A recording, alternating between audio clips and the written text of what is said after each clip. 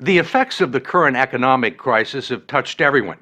Even if you still have a good job and a paid-up mortgage, chances are your monthly 401k statement will remind you that you've lost a good chunk of your savings.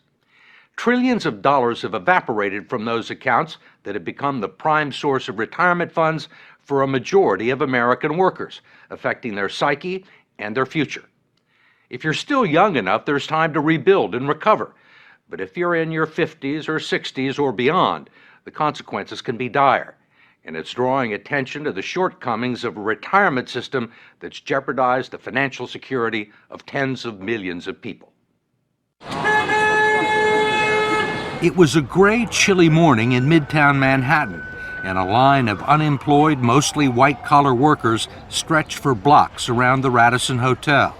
More than 1,000 middle managers, stockbrokers, consultants, secretaries, and receptionists had come here hoping to find a job. If you are just arriving, please step this way. Good morning. It was called a career fair, but there was no merriment here, only a whiff of desperation. Do you have any openings in the IT industry? Many of these people had been out of work for months and burned through their liquid assets, their future even bleaker than the present. Alan Weir, who turned 60 this month, showed us his latest 401k statement, which he hadn't had the courage to open up. I'm afraid. You're going to open it now? You want me to? Let's do it. There's good reason for his trepidation. Nearly half of his life savings have vanished in a matter of months. It went down again. How much are you down overall? About $140,000. Do you think you'll ever get it back? I would probably never see it come back. I was looking to retire probably when I hit 62. You can't do it now. I'll probably be working until I'm at least 70. I'm a Microsoft Office diva. Until she lost her job, Kathleen Coleman had spent nearly 30 years working as an executive assistant on Wall Street. She doesn't have much to show for it. Tell me about your 401k. Does this answer the question? This is what it was in 2005. 2007, you're down below 2005. Right. Another one went down almost $40,000. One was Right. 88,000, and then it went down to like 50. How old are you? 54, and I live alone. I don't have any children. I've been a career girl all my life, and it's been a great career, and I don't deserve this. I'm sorry. It's all right. Have you had any nibbles? All the nibbles I've had, I get beat out by top models who can type. And I have experience and dedication and loyalty, and I can make any boss shine. I can. If you're out there, I'll relocate anywhere for you. What, psychologically, what does this piece of paper do to you? Oh, it crushes any rest I may get when I'm 65. I'll have to work for the rest of my life. The saddest part of this story is that it's being repeated all over the country. In eastern Pennsylvania, 59-year-old Iris Hans lost her accounting job and half of her 401k investments. She's now back in the workforce as a part-time cashier in a grocery store. Your debit card. You have a great day. In Dearborn, Michigan, Terry and Donna McNally are barely holding on. He lost his sales job in August. The condo they bought 15 years ago is worth less than their mortgage, and 40% of his 401k retirement savings is gone. Donna is the main provider now. Let me hear you count to 10. Can you count to 10? 1, 2, running a daycare center out of their home. 6, 7, 8, 9, 10. Are you here for Joan? Yes. Terry considers himself fortunate to have found part-time work greeting the bereaved at a funeral home and making lattes at Starbucks. There you go. Where colleagues young enough to be his grandchildren have taken him under their wing. What's the hardest part? I'm no longer sitting in a computer or driving in a car to a call. You know, suddenly I'm standing for 4 to 6 hours and greeting people or making drinks or trying to learn the process and the food business thing, which is very difficult. It's tough, but I'm proud of him. At his age, to be doing what he's doing. The 401k drop was tremendous, is tremendous at this point in time, and that's where the savings was. So that's our hurt right now. We can't live our vision of our dream of retirement. That's the worst part. Many people can't. And what was your dream? Our dream was to have a log cabin up north, Leland area, and just live a nice, quiet life. And we can't do that.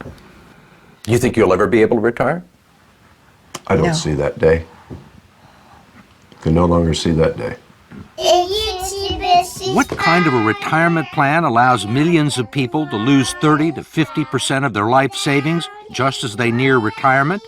David Ray, president of the profit-sharing 401k Council of America and a lobbyist for the 401k industry, says it's one that empowers people to make their own investment decisions. 401k is the absolute best way people can save for retirement. They absolutely are the best retirement vehicle we have. How can you say it's the best available if it has let down tens of millions of people at the time they need the money the most? That's not a 401k problem.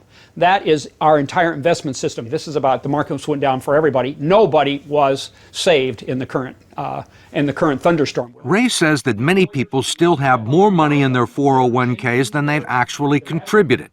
He says everyone had multiple investment options, including low-yield guaranteed returns, and he believes people who lost money have no one to blame but themselves. In America, it's a society based on freedom and choice and personal responsibility. We need to help them understand these responsibilities and execute them to the best they can. 401k is part of that. There are no guarantees.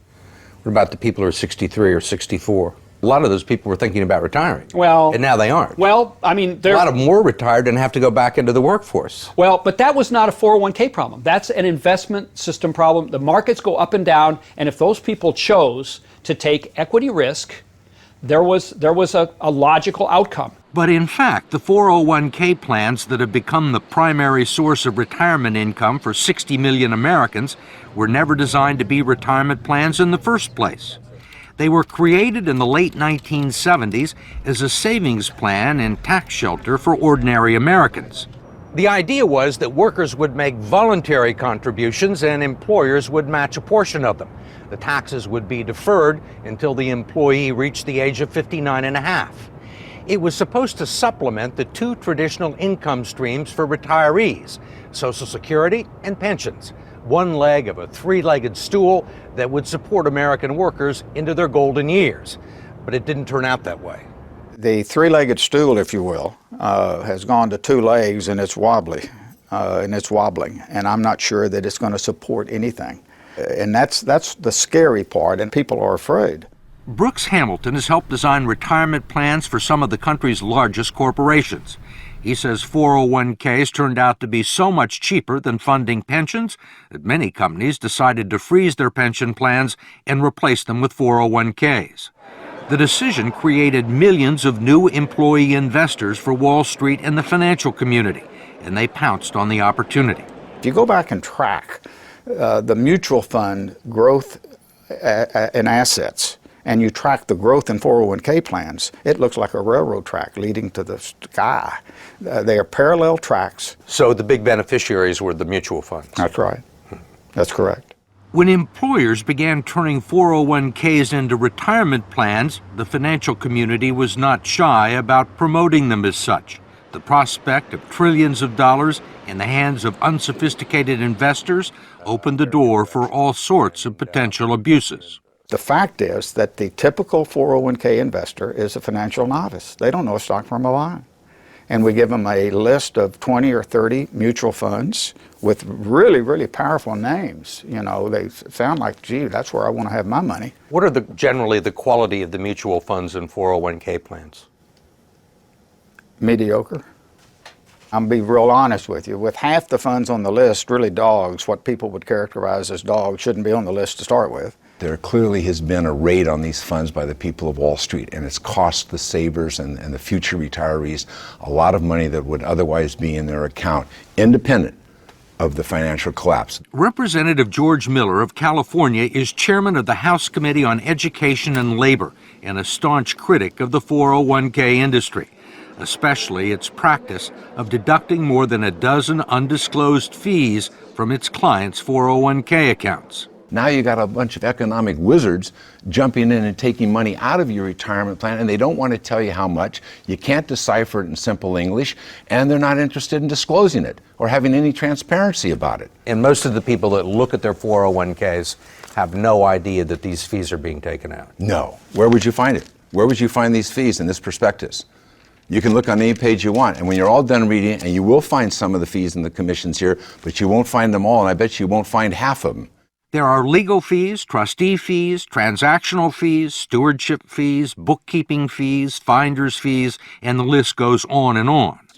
Miller's committee has heard testimony that they can eat up half the income in some 401k plans over a 30-year span, but he has not been able to stop it. We tried to just put in some disclosure and transparency in these fees, and we felt the full fury of that financial lobbying. David Ray, a lobbyist for the 401k industry, says he favors disclosing the fees, but his partners in the financial industry don't. You think most people know these fees exist? I think they know that there are fees. They don't know exactly how large they are. Why do you think the financial services industry is opposed to fee transparency? I don't know that they're opposed to it. I think the issue is... You don't think they're opposed to it?